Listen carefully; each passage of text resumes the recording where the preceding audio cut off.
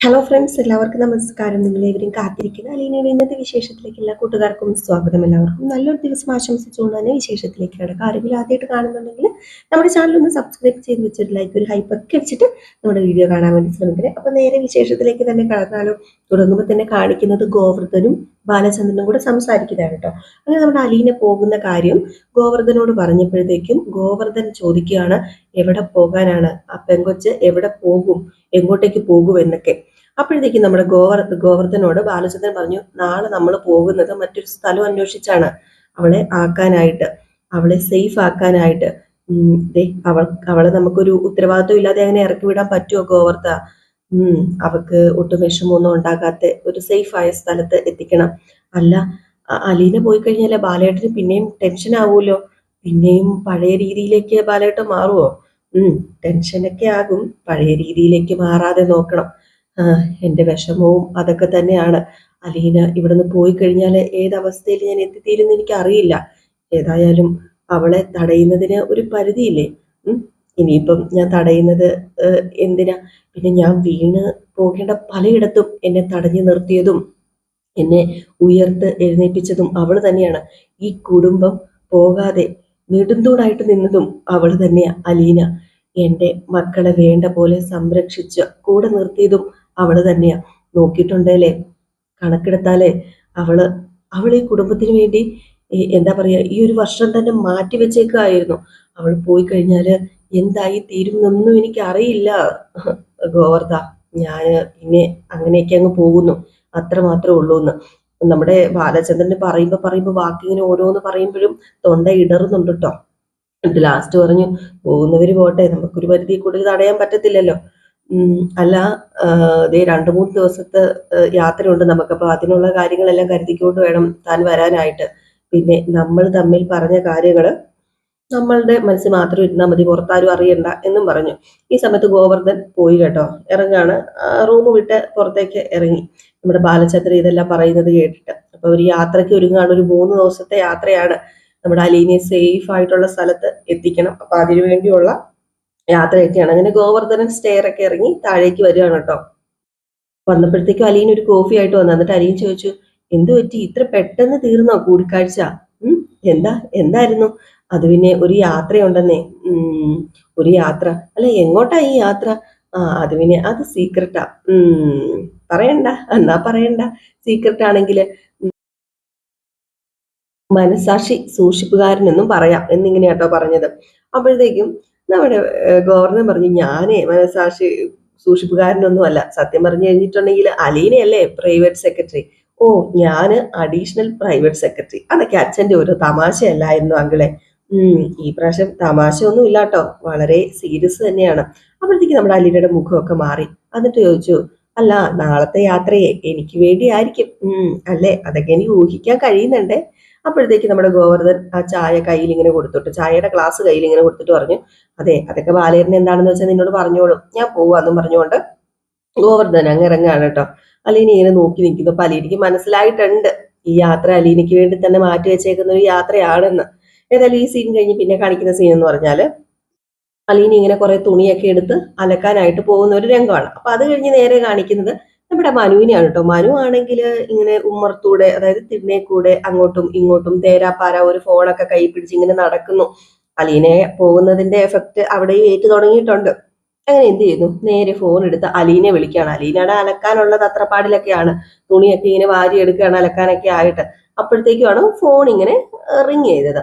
Phone ring ചെയ്തതും അലീന എന്ത് ചെയ്തു, നേരെ പോയി നോക്കിയപ്പോഴത്തേക്കും മനുവേട്ടൻ. മനുവേട്ടനാണല്ലോ, ഇത് എന്ത് പറ്റി എന്ന് പറഞ്ഞിട്ട് നേരെ ഫോൺ എടുത്തിട്ട്, ഹലോ, എന്താ മനുവേട്ടാ? ഹലോ. അല്ല, നീ എന്ത് ചെയ്യാ, വെറുതെ ഇരിക്കുകയാണോ? അത് പിന്നെ ഞാന് വെറുതെ ഇരിക്കുകയല്ല, ഞാൻ ഫോണിന്റെ തൊട്ടടുത്ത് ആയതുകൊണ്ടാണ് ഫോൺ എടുത്തത്. അപ്പൊ പിന്നെ തിരക്കിലാണോ എന്ന് ചോദിച്ചാൽ തിരക്കിലാണ്, അല്ലേന്ന് ചോദിച്ചാൽ അല്ല. അല്ല, എന്താ മനുവേട്ടാ? അത് പിന്നെ കുറച്ച് സംസാരിക്കാനുണ്ടായിരുന്നു എനിക്ക്. സംസാരിച്ചാലോ? ഏതായാലും എനിക്ക് സംസാരിച്ചേ പറ്റൂ, തിരക്കിലാണെങ്കിൽ നീ ഇത് കേൾക്കണം. എന്നാ പിന്നെ അതങ്ങ് പറഞ്ഞാ പോരെ, ചുമ്മാ ഇങ്ങനെ ഭയങ്കര ചോദ്യം ചെയ്യല്, തിരക്കാണോ അല്ലയോ എന്നൊക്കെ. അതിന്റെ കാര്യമുണ്ടോ? അതിന്റെ കാര്യമുണ്ടോന്ന് ചോദിച്ചിട്ടുണ്ടല്ലോ, ഒരു മര്യാദയുടെ പുറത്ത് ഞാനങ്ങ് ചോദിച്ചതല്ലേ. ഓ, മര്യാദപ്പുറത്ത് ചോദിച്ചതാണല്ലേ. ഉത്തരം തന്നേക്കാം, മര്യാദയുടെ പുറത്തെ. എന്താണെങ്കിലും ഒരു കാര്യം ചെയ്യ്, പറയ. ഇപ്പം പറഞ്ഞ ഞാൻ കേൾക്കാം. തൽക്കാലം ഞാൻ ഇച്ചിരി സമയം നീക്കി വെച്ചേക്കാം മനുവേട്ടന് വേണ്ടി. അല്ല, എന്താ മനുവേട്ട കാര്യം, പറ. അത് പിന്നെ അലീനെ ഇന്നലെ എന്നെ ബബിത വിളിച്ചിട്ടുണ്ടായിരുന്നു. ഒന്ന് രണ്ട് കാര്യങ്ങളൊക്കെ സംസാരിച്ചു എന്നോട്. അവളെ ആകെ ഒരു വിഷമത്തിൽ എന്നോട് സംസാരിച്ച് ചെറിയൊരു പരാതിയൊക്കെ പറയാനാ എന്നെ വിളിച്ചത്. അല്ല, അവളെന്താ മനുവേട്ട പറഞ്ഞത്? ദേ, അവിടെ ഇന്നലെ നടന്ന കാര്യങ്ങൾ കംപ്ലീറ്റ് നടന്നു. നീ പോവുകയാണെന്നോ, അതുപോലെ അലീന അങ്കിളിന്റെ മകളല്ലെന്ന് പറഞ്ഞെന്നോ, അങ്ങനെ കുറെ കാര്യങ്ങള്. ഇനി മനുവേട്ടനും കൂടെ പറഞ്ഞാലേ ആ കോട്ടയൊക്കെ തീരും. പറഞ്ഞോ മനുവേട്ട. കോട്ടയോ? നീ എന്തായി പറയുന്നത്? അല്ല, അച്ഛനോട് അതിനെക്കുറിച്ചുള്ള ഒരു റൗണ്ട് സംസാരം കഴിഞ്ഞിട്ടിരിക്കുന്നേ. അപ്പൊ ഇനിയുള്ളത് മനുവേട്ടനാണല്ലോ. മനുവേട്ടന് ഇഷ്ടമുള്ളത് തന്നെ പറയാം. ഞാൻ എന്ത് പറയാനാ പെണ്ണെ നിന്നോട്? ഞാൻ എന്തെങ്കിലും പറഞ്ഞാൽ നിന്റെ തീരുമാനത്തിലോ പ്രവൃത്തിയിലോ എന്തെങ്കിലും മാറ്റം ഉണ്ടാവോ? അത് പിന്നെ മേഡം ഈ വീട്ടിലേക്ക് വരണമെങ്കിൽ ഞാൻ ഇവിടെ കാണാൻ പാടില്ല മനുവേട്ട. അപ്പം എനിക്ക് ആകെ ചെയ്യാൻ പറ്റുന്ന കാര്യം ഇവിടുന്ന് പോവുക എന്നുള്ളതല്ലേ. അത് ഞാൻ അവളോടും പറഞ്ഞു. അതൊക്കെ തന്നെയാണ് കാര്യമെന്ന്. ആ, ദേ, നിങ്ങൾ ഇവിടെ വന്ന് ആന്റിയോട് സംസാരിച്ച് തോറ്റതേ, അതുകൊണ്ട് നിന്റെ തീരുമാനം റെസ്പെക്ട് ചെയ്യണമെന്ന് ഞാൻ പറഞ്ഞിട്ടുണ്ട് അവളോട്. പക്ഷെ അവർക്കൊന്നും ഉൾക്കൊള്ളാനൊന്നും പറ്റുന്നില്ല. പിന്നെ ബാലചന്ദ്രൻ അങ്കിളിന്റെ കാര്യമാണ് അവളുടെ രണ്ടാമത്തെ പ്രശ്നം. ആ ആ ഒരു കാര്യം ആയിരുന്നല്ലോ അവിടെ പിടിച്ചു നിർത്താനുള്ള ഒരു സൊല്യൂഷൻ എന്നത്. പക്ഷെ അതും പൊളിഞ്ഞപ്പോഴത്തേക്കും അവളെ ആകെപ്പാടെ തകർന്നു പോയി. ഇപ്പൊ എന്നോട് പറയുന്നത് അലീന ചേച്ചിയോട് സംസാരിക്കുക, മനസ്സ് മാറ്റുക എന്നൊക്കെ. അപ്പൊ ഞാൻ പറഞ്ഞു എന്നോട് മുന്നേ തന്നെ നോ പറഞ്ഞു വെച്ചേക്കാണെന്ന്. അത് പിന്നെ മനുവേട്ട അച്ഛന്റെ കാര്യം ഉണ്ടല്ലോ, പറയണമെന്നോർത്ത് പറഞ്ഞതല്ല. രോഹിത്തിന്റെ അടുത്ത് ഞാൻ പറഞ്ഞു, എനിക്ക് പറയേണ്ടി വന്നു. പിന്നെ എനിക്ക് തോന്നി ശരി അത് തന്നെയാണെന്ന്. അതുകൊണ്ടാ ഞാൻ പിന്നെ ബബിതയോടും കൂടി പറഞ്ഞത്. അല്ല, അതൊക്കെ പോട്ടെ, നിന്റെ പ്ലാൻ എന്താ? പോകാൻ തന്നെയാണോ നിന്റെ തീരുമാനം? അത് പിന്നെ എങ്ങനെയെങ്കിലും ഒരു ജോലി ശരിയാക്കണം. അതാ ഞാൻ മനുവേട്ടനോട് പറഞ്ഞത്. പിന്നെ മാമച്ചൻ അങ്കിളിനോടും ജോലിയുടെ കാര്യം ഒന്ന് പറഞ്ഞു നോക്കണം. ഞാൻ നോക്കുന്നുണ്ട് അലീനെ നിനക്കൊരു ജോലിയൊക്കെ. അതെ, പിന്നെ വേറൊരു കാര്യം കൂടി ഉണ്ടോ മനുവേട്ട? ഇനിയും കാര്യങ്ങളുണ്ടോ? ഉണ്ടുണ്ടുണ്ട്. ദേ, ഞാന് ഇവിടുന്ന് പോയാലേ ഉടൻ സത്യങ്ങളൊക്കെ മേഡത്തിനോട് പറയുന്ന അച്ഛൻ പറഞ്ഞത്. അതോർത്ത് എനിക്ക് ഒരു ചെറിയ പേടിയുണ്ട്. അത് എങ്ങനെയായി തീരുമെന്നൊന്നും എനിക്കറിയില്ല. ഓ, അത് അന്നേരത്തെ കാര്യമല്ലേ. ആദ്യം ഇപ്പൊ നീ തീരുമാനിച്ച പോലെ കാര്യങ്ങൾ നടക്കട്ടെ. അത് കഴിഞ്ഞുള്ളത് ഏതായാലും പിന്നെ നമുക്ക് തീരുമാനിക്കാം. ആകെ നടത്താൻ പറ്റുന്ന ഡാമേജ് കൺട്രോള് അതിപ്പോ നമുക്ക് നോക്കാം. ഇപ്പൊ നീ ഒരു കാര്യം ചെയ്യുക, അതോർത്ത് ടെൻഷനൊന്നും അടിക്കണ്ട. അല്ല, ഞാൻ എന്നാൽ അടുക്കളയിലേക്ക് ചെല്ലട്ടെ മനുവേട്ട. ബബിതയും കൃഷ്ണയും കൂടെ എന്നതാ ഒപ്പിച്ചേക്കുന്നത് നോക്കട്ടെ. ഫോണും അവിടെ വരെ യാത്ര ചെയ്യത്തില്ലേ, ഇപ്പൊ തന്നെ വെക്കണോ? എന്നാ പിന്നെ നീ ഫോണും എടുത്തോണ്ട് അങ്ങോട്ടേക്ക് പോ. എനിക്ക് ഒന്ന് രണ്ട് കാര്യം കൂടെ നിന്നോട് പറയാനുണ്ട്. ഓ, പിന്നെ അനുവദിച്ച സമയമേ കഴിയാൻ പോവായിരുന്നേ. അത് പിന്നെ ഇതുകൂടെ കേട്ടിട്ട് നീ അങ്ങോട്ട് പോയാൽ മതി. അടുക്കള വരെ ഞാൻ നിന്റെ കൂടെ കൂട്ടുവരാം.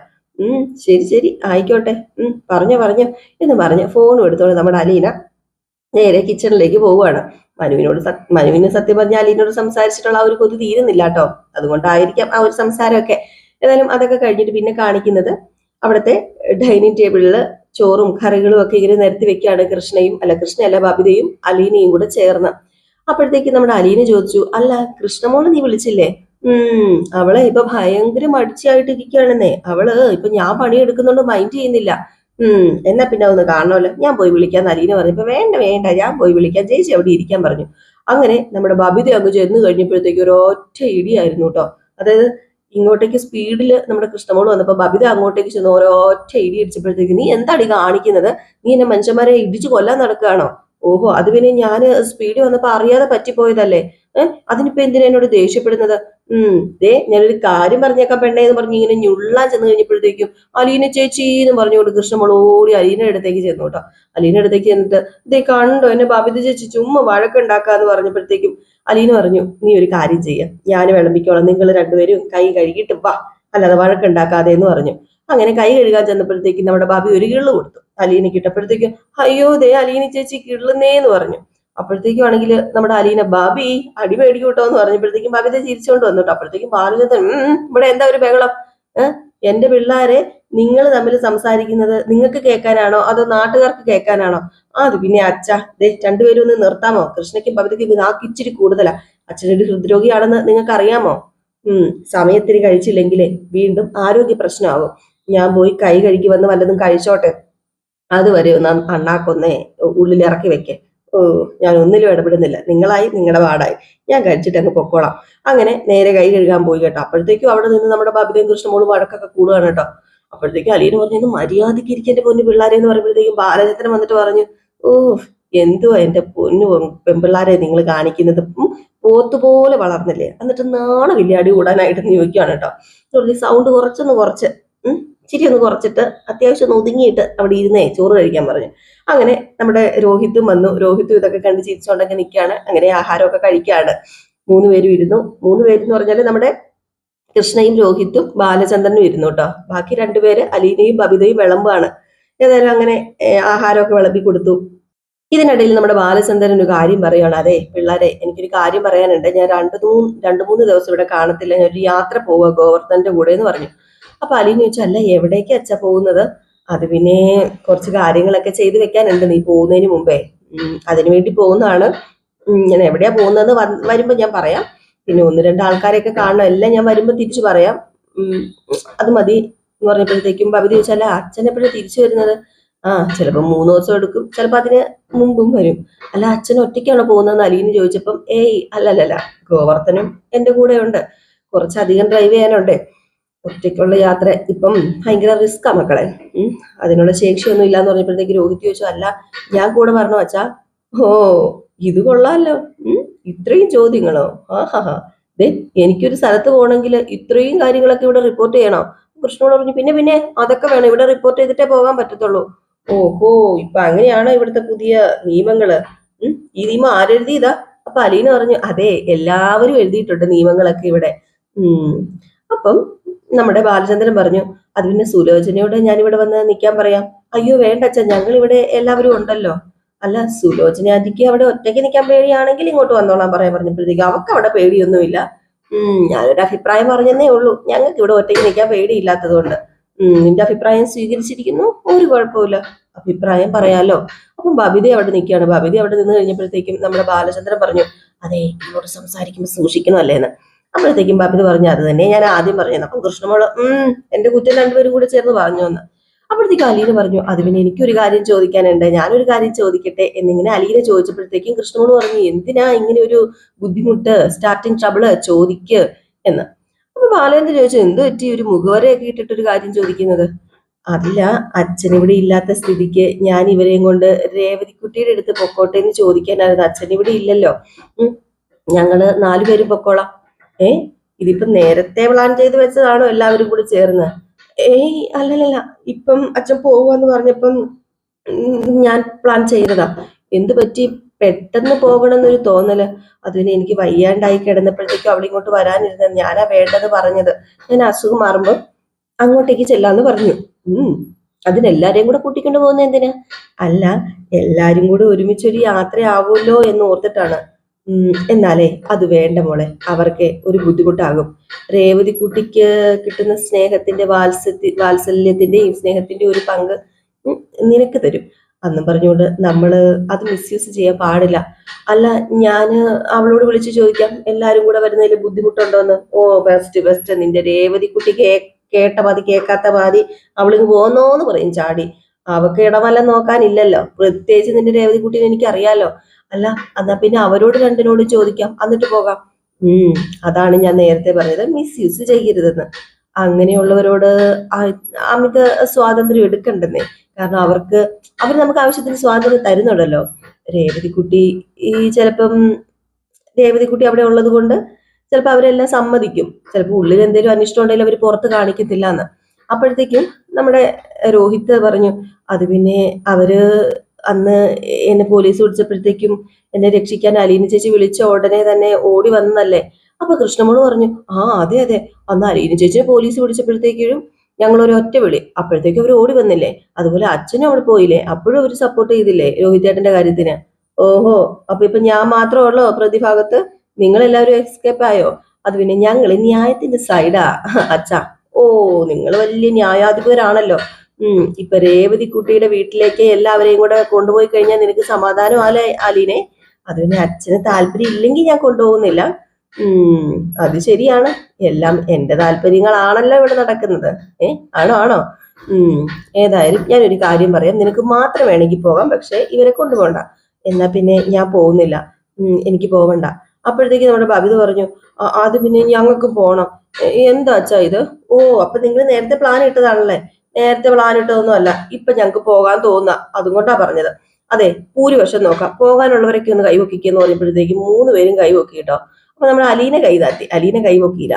എന്നിട്ട് കൈ പിടിച്ച് പൊക്കിയിട്ട് ബാലചന്ദ്രൻ പറഞ്ഞു, ഇനിയിപ്പൊ നീ ആയിട്ട് പൊക്കാതിരിക്കണ്ട, ഇനിയിപ്പം പൊതുജന താല്പര്യം അതാണെങ്കിൽ നടക്കട്ടെ, പോയിട്ട് വാ. ഇനിയിപ്പൊ എന്ത് പറയാനാണ്, ഞാനിവിടെ തോറ്റുപോയല്ലോ, പൊതുജന താല്പര്യമല്ലേ നമ്മൾ നോക്കേണ്ടത് എന്ന് പറഞ്ഞു. ഏതായാലും അങ്ങനെ ബാലചന്ദ്രൻ സമ്മതിച്ചു കേട്ടോ. ഏതായാലും 3 പേരും 4 പേരും, സോറി 3 പേരും 4 പേരല്ല 5 പേര്, 5 പേരും കൂടെ ഇരുന്ന് ആഹാരമൊക്കെ കഴിക്കുകയാണ്. സന്തോഷമായിട്ട് ഡൈനിങ് ടേബിളിൽ ഇരുന്ന് അങ്ങോട്ടും ഇങ്ങോട്ടൊക്കെ ആഹാരമൊക്കെ കഴിക്കുന്നു. അപ്പൊ ഇത് കഴിഞ്ഞ് പിന്നെ കാണിക്കുന്ന സീൻ എന്ന് പറഞ്ഞാല് നമ്മുടെ വൈജേനെയാണ്. ഇപ്പം വൈജ ആഹാരം കഴിക്കാനായിട്ട് കൈ ഡൈനിങ് ടേബിളിൽ വന്നിരുന്ന് കഴിഞ്ഞപ്പോഴത്തേക്കും ഡൈനിങ് ടേബിളിൽ ഒന്നുമില്ല, കറി മാത്രമേ ഒരുപാട്, ചോറും ഇല്ല, ചപ്പാത്തി ഇല്ല, ദോശ ഇല്ല, കഴിക്കാൻ ഒന്നുമില്ല. എന്ത് പറ്റി ഇവിടെ ഒന്നും ഉണ്ടാക്കാത്തത്?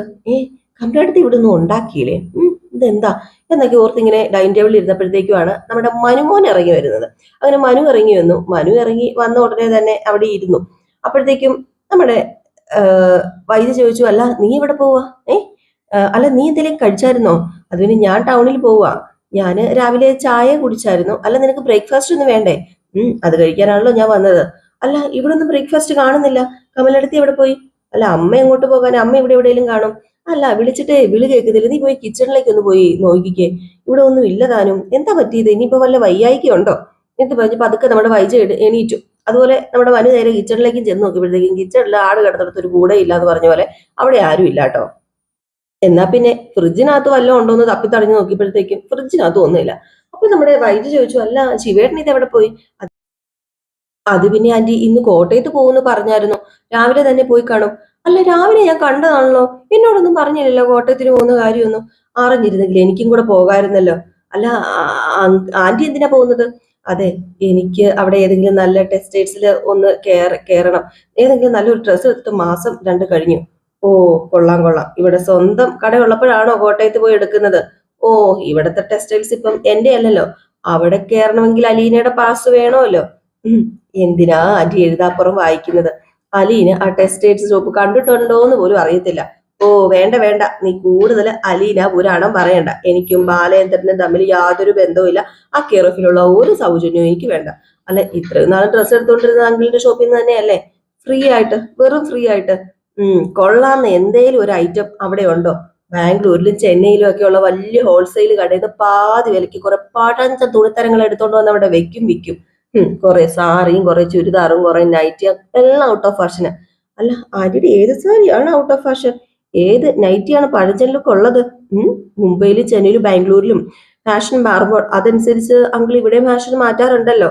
അത്ര പ്രോഗ്രസീവായ ഫാഷബിൾ ആയിട്ടുള്ള കാര്യങ്ങൾ ഇവിടെ ഓടുമ്പോഴത്തേക്കും അത് പറയുന്നത് വെറും നുണയല്ലേ ആന്റി? എനിക്ക് ഇതൊന്നും കേൾക്കണ്ട. എനിക്ക് ഇനി നെടുംപുരത്തെ ഓരോ ഔദാര്യവും വേണ്ട. ഞാൻ ആ വീടും അഡ്രസ്സും എല്ലാം ഉപേക്ഷിച്ചതാ. അല്ല അവിടെ മക്കളുണ്ടല്ലോ 3 പേര്, അവരെയും ഉപേക്ഷിച്ചോ? ഓ, അവര് എന്നെ ഉപേക്ഷിച്ചു. അവർക്കൊരു 2ാം അമ്മേനെ കിട്ടി, അലീന. അവൾക്ക് അവിടെ വലിയ അധികാരമാണല്ലോ, ബാക്കിയുള്ള എല്ലാവർക്കും അവളെ മതിയല്ലോ. എന്നെ പൊന്നാന്റി ഇങ്ങനെയൊന്നും പറയാതെ, നാണക്കേട്. അല്ല ഞാനിതിനെ നിന്നോട് തർക്കിക്കുന്ന മനു, അവരെന്തേലും നോക്കട്ടെ, അവരെന്തേലും കാര്യം ചെയ്യട്ടെ. അല്ല ബ്രേക്ക്ഫാസ്റ്റിന് എന്താ ഒന്നും ഉണ്ടാക്കാത്തത്? അതാ ആദ്യം അന്വേഷിക്കേണ്ടത്. അമ്മയും പട്ടിണിയല്ലേ, അമ്മയ്ക്കും വല്ലതും കൊടുക്കണ്ടേന്ന് പറഞ്ഞുകൊണ്ട് വായിച്ച നിരങ്ങി അങ്ങ് പോവുകയാണ് കേട്ടോ. ഏതായാലും നമ്മുടെ കമല നിരാഹാരത്തിലും അതുപോലെ തന്നെ എന്താ പറയാ, ഇനിയിപ്പം അടുക്കളയിൽ കയറി ഭക്ഷണം ഉണ്ടാക്കില്ല എന്നുള്ള തീരുമാനത്തിലൊക്കെയാണ്. നമ്മുടെ വൈജനെ തോൽപ്പിക്കാനാണെന്ന് തോന്നുന്നു. വൈജ അവിടെ നിൽക്കുന്നതിന്റെ ആയിരിക്കാം. കാത്തിരുന്ന് തന്നെ കാണാം എന്താ സംഭവിക്കാൻ പോകുന്നത്. നെക്സ്റ്റ് വീഡിയോ ആയിട്ട് വരാം. Tata bye bye. ലൈക്ക് ചെയ്യാനും ഹൈപ്പ് ചെയ്യാനും മറക്കല്ലേ.